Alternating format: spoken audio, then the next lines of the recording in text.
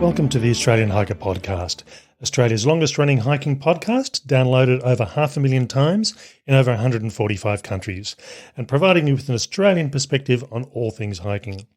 I'm your host, Tim Savage, and as always, I'm joined by my co-host, Jill. Hello, everyone, and the 2020 is just racing away now, isn't it? It is. In today's episode, episode 177, we interview Brendan Rates from Operation Flinders in South Australia. Operation Flinders is an Australian organisation that exists to provide young men and women who have been identified as being at risk with demanding outdoor challenges and support. The aim of Operation Flinders is to help participants develop their personal attitudes, self-esteem, motivation, teamwork and responsibility, so that they may grow as valued members of the community. In today's episode, we talk to Brendan Rates about Operation Flinders and the programs that they run. Now, before we get into today's episode, if you'd like to help support Australian Hiker and this podcast, there are a couple of ways that you can help us out. Firstly, subscribe on your podcast host of choice, so it's available as soon as it's published. And if you have the opportunity, leave us a 5-star review. Another way to support us, if you like what we do, is go to the Australian Hiker website at www.australianhiker.com.au and click on the Support Us page and buy us a coffee. You can do a one-off donation or become a monthly supporter. All donations are greatly appreciated and help us to continue producing the podcast and blog. Now let's get on to today's episode.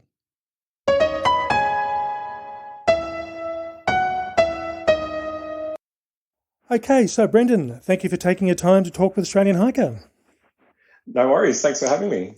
Now, tell us, what's your role with Operation Flinders? Yeah, well, I've been volunteering with Operation Flinders since about 2014 as a team leader. So our team leaders are our field volunteers that actually take our teams of young people out in the field. And I guess more recently, I've actually started up in a paid role at Operation Flinders. So I'm actually doing a bit of HR there as well for a couple of days a week, but predominantly, working in the field with the young people. Okay. So you've seen it from both ends. You've seen it from the office. You've seen it from out in the field. Yeah, I certainly have. Yeah. It's it almost seems easier out in the field. It's everything sort of seems to happen by magic. But now that I'm in the office, I see the huge amount of work that actually goes into getting it all up and running. So it's been eye-opening, that's for sure. Okay, so what is Operation Flinders?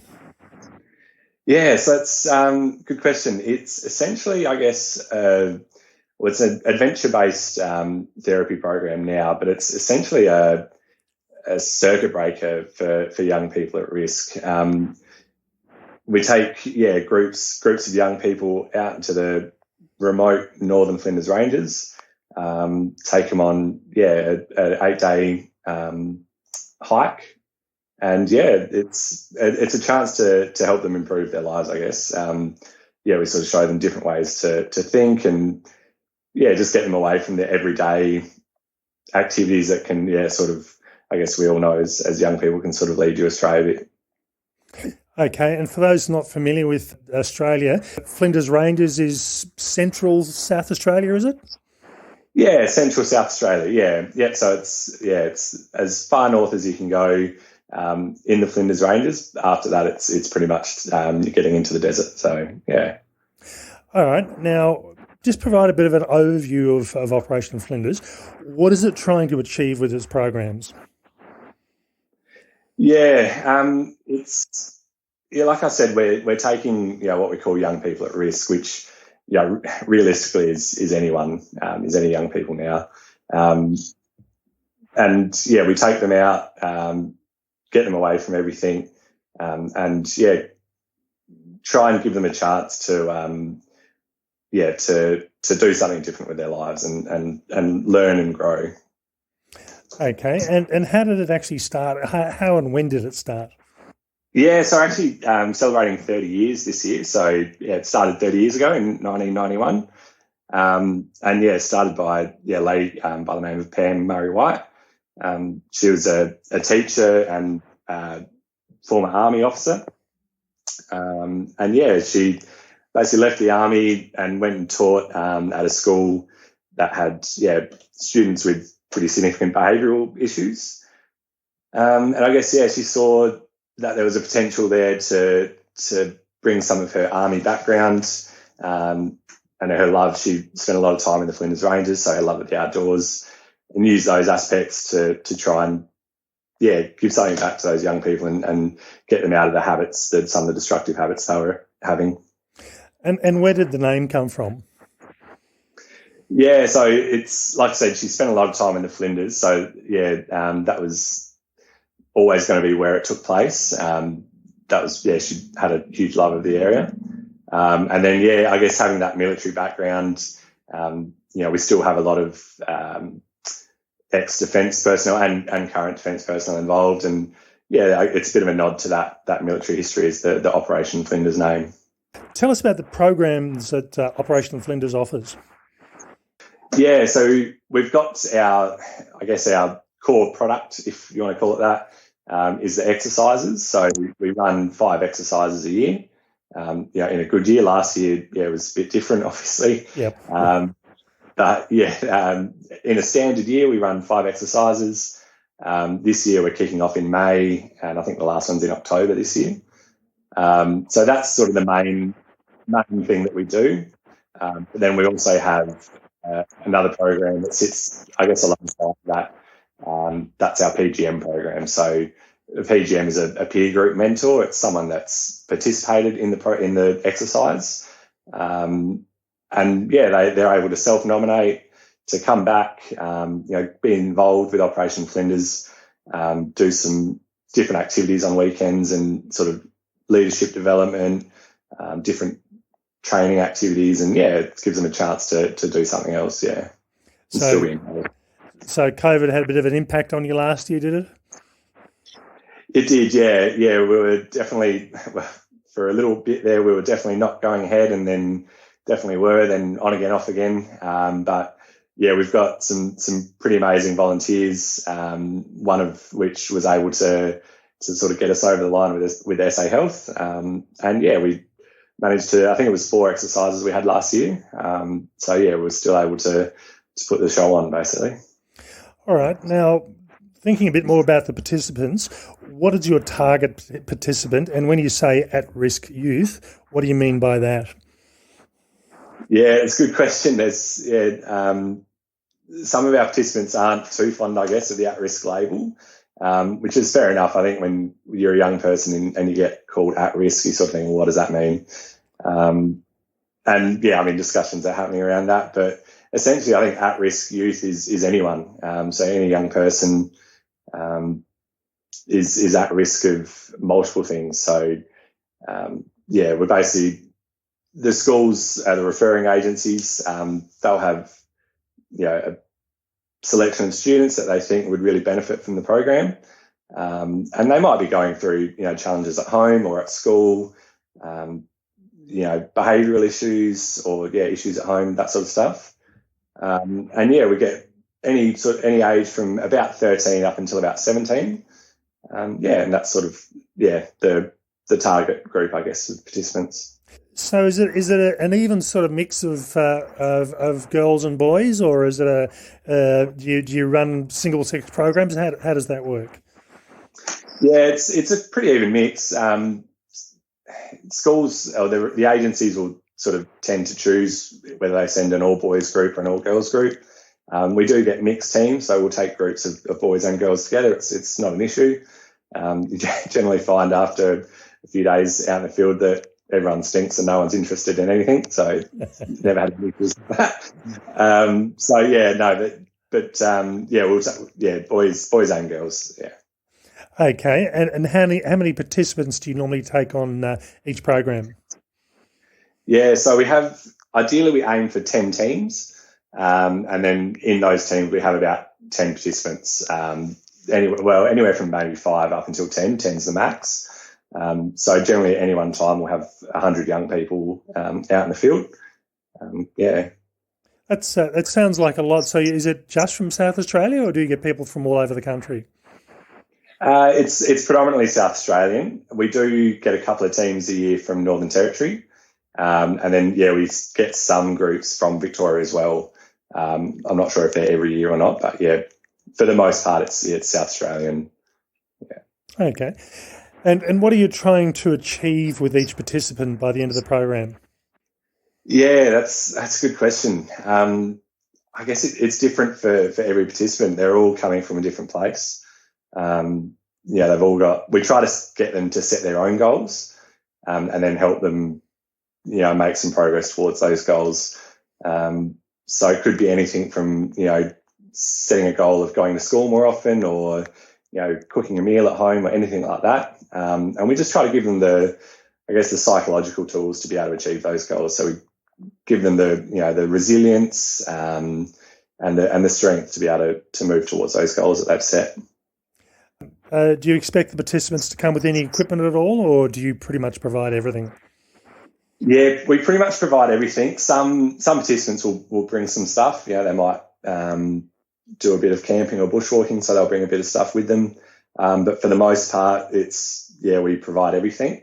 They'll come with boots. Obviously, they want to have their boots pretty well worn in before they get there. But packs and water bottles, all that, and sleeping bags, all that sort of stuff, we give them basically when they get off the bus and get ready to go. So yeah. So does that mean you, as part of the setup, you send them a list and say, this is what you need to have, and we can provide everything, but you need this, or how does that work? Yeah, exactly. Yeah, so we'll send them a list of sort of suggested items. Obviously, if it's in winter, we'll give them a list of all the cold weather gear they might need. There's generally a lot of interaction between the volunteers, so the team leader and the assistant team leader, and the two support staff. So they're generally, if we're talking about a school that's coming, it's generally a couple of teachers from the school. So there'll be interaction between those two to sort of say, let the participants know this is probably what they need to bring. Try not to bring this stuff, phones and all that sort of gear. We try to discourage. That's generally the way we go about making sure they've got everything they need. The teachers or the schools nominate a batch of people or students to come along. What sort of expectation is there around on people's fitness level? Do you say to them, look, start going and doing some walking practice, or can they just pick up and come out and they'll cope with whatever you throw at them? Yeah, obviously in an ideal world, we'd get them out there early, getting ready for the walk. But they've generally got pretty busy lives, doing whatever teenagers do nowadays. So often, we'll get kids that have different levels of fitness, but anyone can do it. I've never had anyone that sort of couldn't get around and finish the walk. You'll often get them say that there's no way they're going to be able to finish and take me home and all that sort of stuff. And that's part of the process is getting them to that point where they think, I can't do this. And then showing that, you can actually push through and finish it off. So, that's part of the learning process, I guess. And I believe in talking to some friends of mine that are involved with Operational Flinders, you get people bringing some weird and wonderful stuff with them that they can expect to be able to use when they go camping. Oh, yeah. They think there's PowerPoints in the trees and that sort of stuff. They try and bring all sorts of stuff. Whether it's gaming devices or, hair dryers, straighteners, all that sort of stuff. I've seen full makeup kits and, so I think, it's probably what you need at home, sure. But, like I said earlier, after a few days, you're all pretty stinky and covered in dust. So don't need any of that stuff at all. And in relation to that, so I'm guessing they probably, like most adults these days, they probably all bring their phones. Is there a phone etiquette or a phone protocol on these trips at all? Yes and no. I think it's with Op Flinders. There's a bit of a every team leader sort of sets their own rules to a certain extent. Obviously, there's mandatory rules when you're working with young people, but things like phones, I personally am pretty relaxed. I generally find if they've got their phone and they use it, the battery will be flat by the second day, so it's not a big deal. Yep. And other team leaders, they'll set a pretty firm rule at the start that phones aren't to come out, and it's really up to the team leader to make that decision. I personally, I prefer they didn't bring it, but it's sort of, you're setting yourself off with a bit of a challenge to convince them to leave their phone on the bus or whatever. So yeah. And is there good phone signal out where you go, or is it one of those areas where there's lots of dead spots?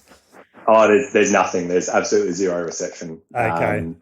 So yeah, and that's what they soon realise. They bring their phone and they realise, oh, hang on, I can't do my Snapchat or TikTok videos or whatever out here anyway. So yeah, after a while it ends up in the bottom of the bag and we don't see it again. So.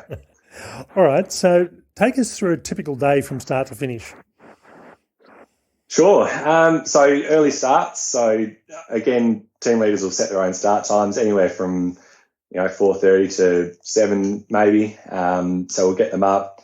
Again, every team leader does it differently. In the past I've taken a speaker out and used my phone. It's setting a bad example, I guess, but take my phone out and I'll play Always Look on the Bright Side of Life, Monty Python, play that in the morning to wake them up. And yeah, by the end of the trip, they're sort of singing the words and everything, which is pretty fun to see. But yeah, and yeah, so other team leaders will play instruments or sing songs, all sorts of stuff. So yeah, we get them up, they pack up all their gear, and generally get everything packed up. They get better as the week goes along, but yeah, it can take them anywhere up to half an hour to an hour sometimes. So the pack up's all done. They will then come over to the fire. I normally, personally, I'll set the fire up and get that going so I can at least have a coffee. I need that to get the day started. And then go through all the breakfast routine, get everything started, and then we'll brief them sort of on what the day will look like, talk about where we're going, what the terrain will be like, do a bit of a mud map on the ground to sort of talk them through so they have a bit of an idea. And then, we'll take off. And for the most part, most days, it's essentially getting from point A to point B, just, hiking. It's all off track. It's going over some pretty rough terrain. And then every day is different as to where you're going to go and what you're going to see, basically, yeah. All right, and what's the go with meals? Is there are the participants responsible for assisting with everything, including cooking, or have you got a camp cook, which happens to be you? How does that work? No, they do everything. Yeah, I guess that's part of the journey they're on is learning to be a bit responsible for themselves. I'll show them on the first night how to set up the kitchen and how to cook and everything. But after that, they're on their own, and they've got to sort of work it out. I'll give them a job each day. So, I'll nominate a couple of people each morning that are the cooks, and it's their job to make sure everyone's fed. They'll sort out the breakfast, sort out lunch, and sort out the dinner. Yeah. All right. And sleeping, they're intense?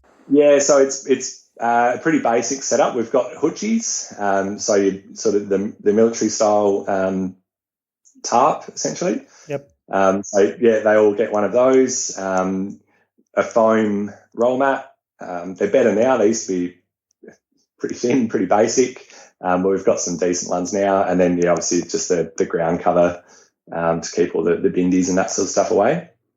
So it's a pretty basic setup, but it's enough to keep them dry most of the time if they set it up properly. Yep. And what are the meals? Are you using freeze dried and dehydrated food, or are you actually cooking with fresh food each day? It's a bit of a variation. Mostly for dinners, it's mostly tin food. A whole variety, but it's gone through sort of numerous iterations to get where it is now for the actual meal plan. And it's had, I guess, nutritionists look at it and say, that's enough energy per participant to get them through, that sort of thing. It's mostly tin food for dinner. Anything from spaghetti bolognese to there's a Mexican night, Irish stew. There's a few different favourites in there. And then lunches is pretty basic. Again, it's saladas with cheese. I guess you'd call it cheese. It's something like cheese. It basically never goes off. Yep. Processed plastic cheese. Yep. That's the one. Yeah, exactly. And you find everyone sort of turns their nose up at it the first day, but by the end of the week, you get through everything. Everyone's pretty hungry and happy to just eat whatever's presented. Now, the programs, I think, they're 11 days long with the participants sort of being involved, 7 to 8 days, is it? Yeah, so it's about 11 days that we're out there as volunteers, and the participants will come in anywhere from a Tuesday to a Thursday, and then they're out there. They'll leave the Tuesday, Wednesday, Thursday following the week following. So about 8 days they're out there. Yeah. So you guys get to do a bit of pre-setup and pre-planning and then cleaning up at the end of it? Yeah, correct. Yeah, so we'll all go up on the Monday, and we've got a pretty amazing group of volunteers that actually go up the weekend before, or the Friday before we go up, and they do a huge amount of work to get all the campsites set up, make sure we've got water, food, everything's out there, all the firewood we need and everything else. So we're hugely grateful for the work those guys do to get the campsite set up. It makes a big difference for us team leaders in the field. And then, we go up on the Monday and get ourselves prepared.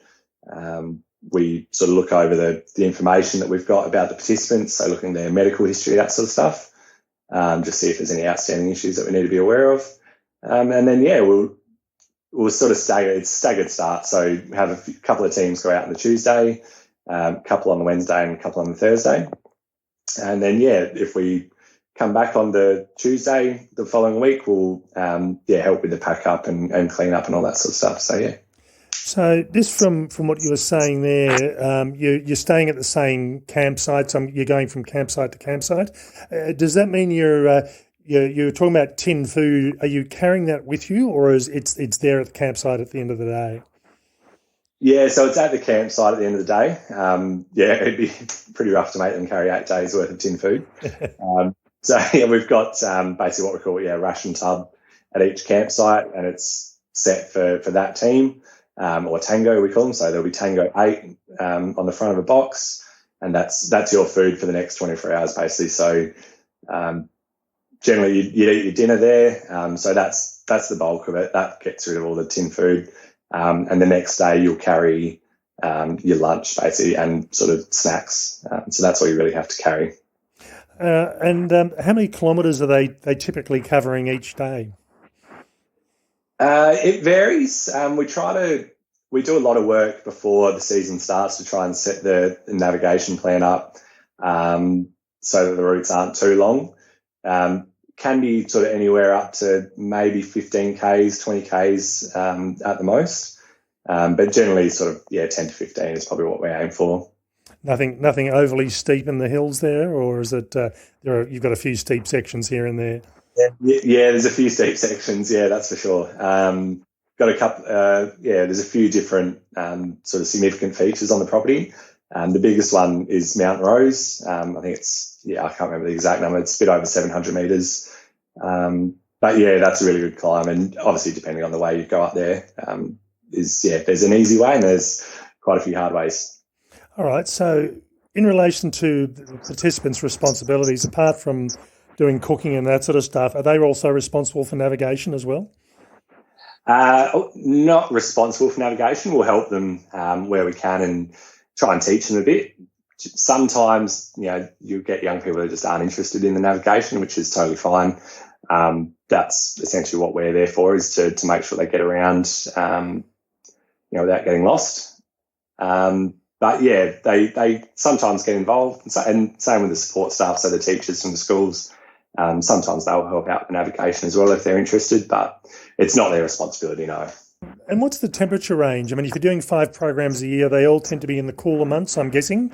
And what are the highs and low temperatures you're looking at each day? Only just this year we used to do them sort of starting in March, and they were pretty hot. I would normally do the start and the end of the year.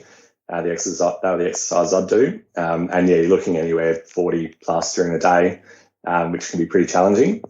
Yeah. Obviously those summer months can be pretty tough, and even the summer months tend to go right up, towards the middle of the year. It can still be quite warm. But yeah, there's ways around it. We do a lot of walking at night if it's too hot during the day, and we'll just sort of have a bit of a siesta during the day. But yeah, the maximum you're looking about 40 Celsius plus, and then minimums, yeah, anywhere sort of down to 10 or below overnight, depending on the weather. Yeah. Yeah, that's always the thing with you're all, as you say, you're pretty close to the desert areas, and it's amazing the extremes of the temperatures you can actually pick up in those conditions. Oh, exactly. And the difference between sort of night and day as well. You can have, a really hot day where you're sort of, really struggling. Then the temperature can just plummet during the night. It can be quite a eye-opening experience for young people that haven't sort of experienced that before. Yeah. All right. So I'm not overly familiar with that part of Australia. I've got a picture in my mind, but paint a bit of a visual picture about what the landscape's like, the vegetation and the animal life. Yeah, so it's rocky. It's really rocky. It's really, terrain-wise, it's not overly mountainous. I guess there are sort of the range that runs through that area is obviously pretty steep. And there are parts of that on the property. It's a fairly big property, so we've got that sort of the mountainous range area. We've got some pretty large creeks that run through the property as well, and then everything in between. So you can have days where you're walking just on flat ground without any trees or anything around you. Then you'll have other days where you're sort of meandering down creek lines, under red gums and that sort of stuff. So yeah, it's pretty nice to be able to experience all the different environments out there. But yeah, vegetation wise, it really there's a whole variety. So like I said, you've got all the red gums through the creeks. There's stands of mallee out there as well. But yeah, and then parts of it are pretty sparse as well.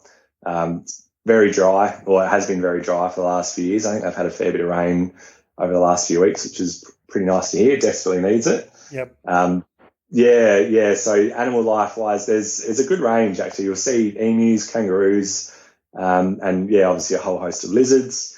And yeah, if you're lucky or unlucky enough, you'll see a few snakes as well. Yep. What's the common snake in that area? I'd say it's sort of a brown snake. I'm not too sure on the exact sort of species that's out there, but yeah, it's probably a few different species that are living in that area. Okay. Yeah, no, I must admit I've got a bit of a vested interest in that. I'm at some stage over the next sort of 12 to 18 months, I'm looking at doing the Hyson Trail, which is sort of may not go through exactly the same area, but it's close by at least anyway. Yeah, it gets pretty close. We actually, one of our volunteers he ran the Hyson Trail and then continued on to our property. So yeah, that's it does get pretty close. Yeah.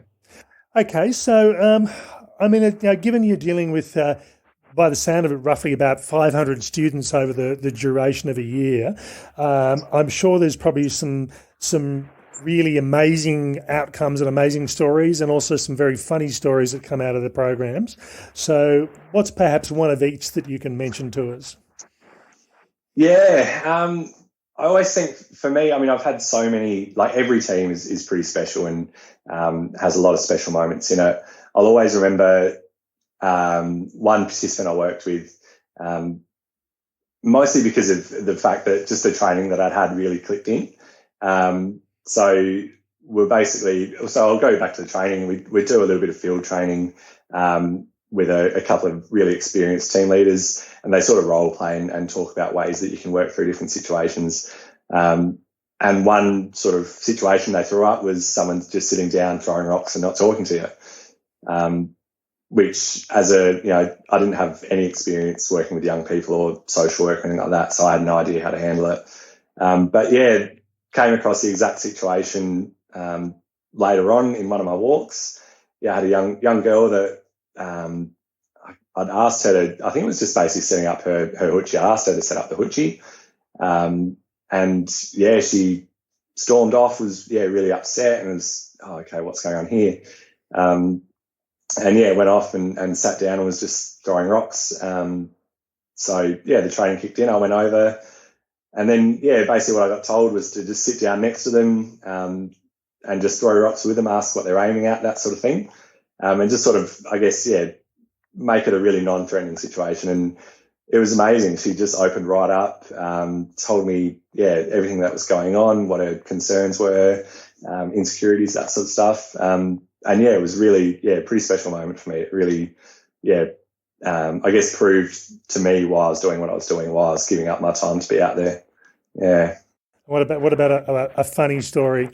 Yeah, it's a tough one. There's, I guess, one sort of funny anecdote that goes around is one of our really sort of experienced team leaders back in the olden days, when it was sort of I guess a bit of a ramshackle affair, just about.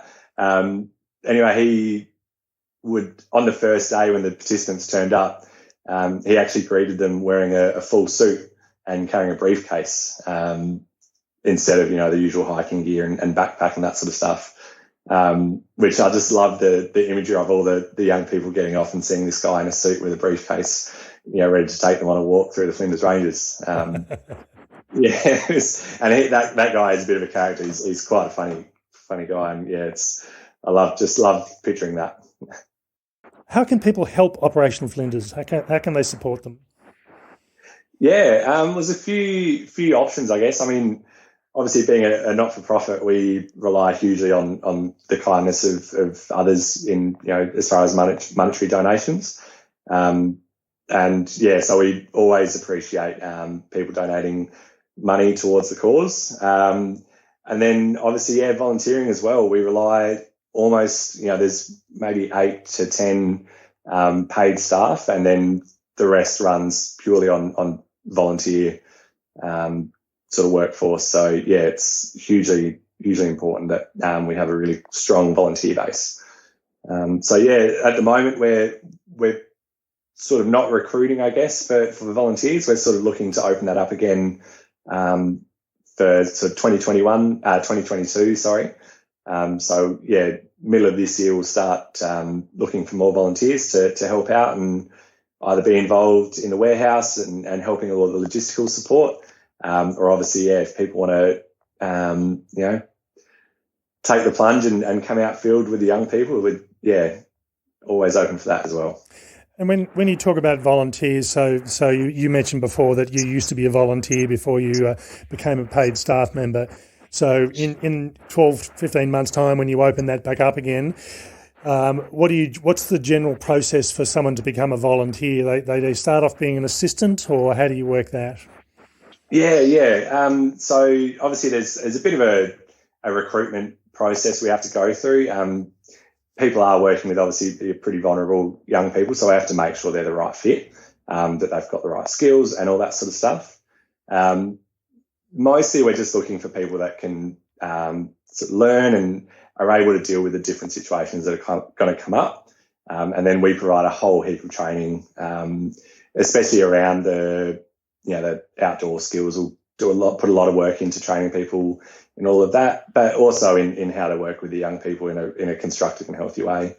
They'll assuming they get through the interview and we think they're a good fit, they'll do the training. And then, the first sort of 3 exercises that someone does, they'll do it as an assistant team leader. So they'll sort of understudy the team leader, learn different ways to do things. Every team leader does things differently. So there's, something to learn from everyone basically. And then, after that, if they still if they want to take the plunge and go even further, they can, step up and be a team leader and, take over a team and, Okay, that sounds good.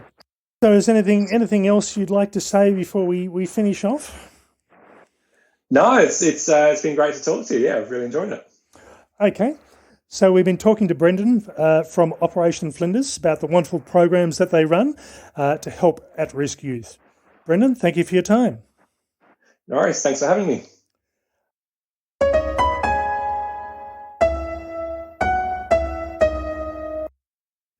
Operation Flinders is one of those unique organisations that takes the activity of hiking and helps give back to the community, particularly in relation to youth at risk. And certainly Brendan went through and gave you a good overview of the organisation itself and the services they have on offer. I must admit, I was aware of Operation Flinders, and I have been have talked to people in the past about this as a small component of our Women in Hiking podcast. I really thought that it'd be worthwhile having this chat to Brendan as someone who works for Operation Flinders to get a bit more detail. Yeah, we have a couple of friends, Amanda and Paul. Shout out to both of you who have been long-time supporters and volunteers with Operation Flinders. So we did have a little bit of a sense of what it was about. And, you know, when I was listening to Brendan, you really are in awe of people who volunteer their time to show others, in this case young people, a different understanding of themselves, a different way of operating, a different way of engaging with others. So, you know, really is quite inspiring, and you got to admire people like Brendan, Paul and Amanda who do this. Yeah, I must admit, this is not an area that I'm overly familiar with from a hiking perspective. I hope to change that in the next year or so. But I do love the desert environment.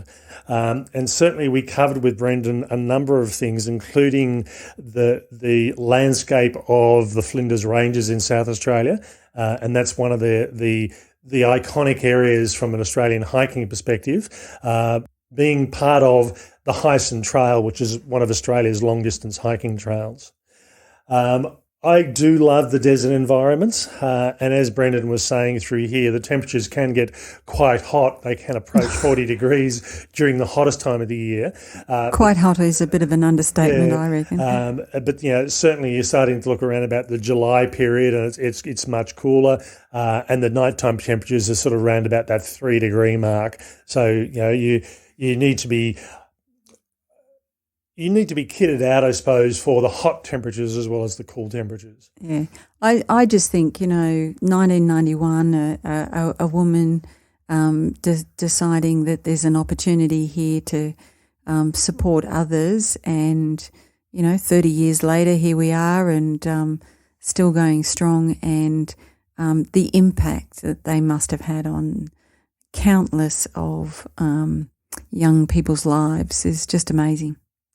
Yeah, and I thought I sort of had to do a bit of a double take when we're talking about food, and Brenda was talking about canned food provides a lot of the sustenance for the people, and I'm thinking, that's going to be a hard and heavy pack, but as he mentioned, the food is there at the end of the day.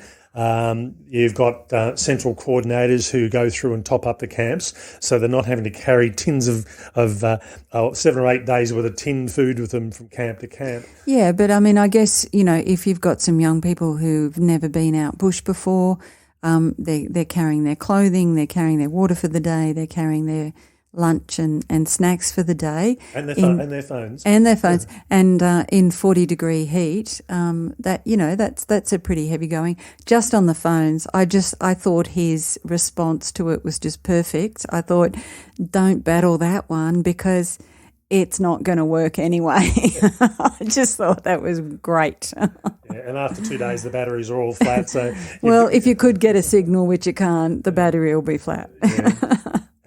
It was interesting to hear about the daily routine, getting people to be responsible for meals, and I think in a lot of cases, I mean, this is Operation Flinders deals with at-risk youth, but when you think about teenagers in general, if you haven't come from a hiking family and this is all new to you, it's a bit of a culture shock. So it's a good easing in, I suppose, of people into an outdoor environment and to give them skills that they may not develop as a normal part of their day-to-day life. Yeah, and in a way you're probably throwing them in the deep end. I mean, most of us develop our hiking exposure, our hiking skill over a reasonably longer period of time. If, you're turning up for Operation Flinders with your hairdryer, wondering if you can plug it into a tree. I did like that bit too. This is a big difference and a big change in their normal day-to-day life. Yeah. Now, the other thing that Brendan mentioned was that they do rely a lot on volunteers, and while he mentioned that the volunteer situation is fine at the moment, they will at some point put out a call for volunteers again. And certainly this is where our friends Paul and Amanda do help out in that sort of capacity. So, being a team leader or being an assistant team leader where you go along and learn the ropes over three trips, and then eventually, if that's what you want, is to take over and run the actual trips themselves. And I think there's a lot of people that have the time and the ability to help out with this, providing you can get on with kids. It's well, I think there's sort of enough training there to help you understand. The one thing I thought was just fantastic was that in 2020, in a COVID year, they normally I think he said run 5 programs and they ran 4. Yeah. I just thought that was great effort and kudos to them. Yeah. So if you think this is you have the time and this might be something that you're interested in, even though they're not necessarily taking people right now, it'd be worthwhile just making contact and having your name put down even for next year or the year after if that's what you're interested in. The other thing that Brendan mentioned as well is this is not an organisation that's a profit-making organisation. The funding goes back into running this series of programs. So again, I'm sure any donations would be greatly appreciated. And they do actually run events to fundraise. But if you don't necessarily want to be in those and just feel like I'm making a donation, I'm sure they'd greatly appreciate it. Okay, we hope you found this interesting. And as we said, if you've got the time and feel like participating or potentially participating, drop them a line. If you go to the show notes, we'll have all the contact details for Operation Flinders, including their website, so you can find out a bit more information and see what you can do to help out. Okay, that's all for me. Bye for now. And bye from me.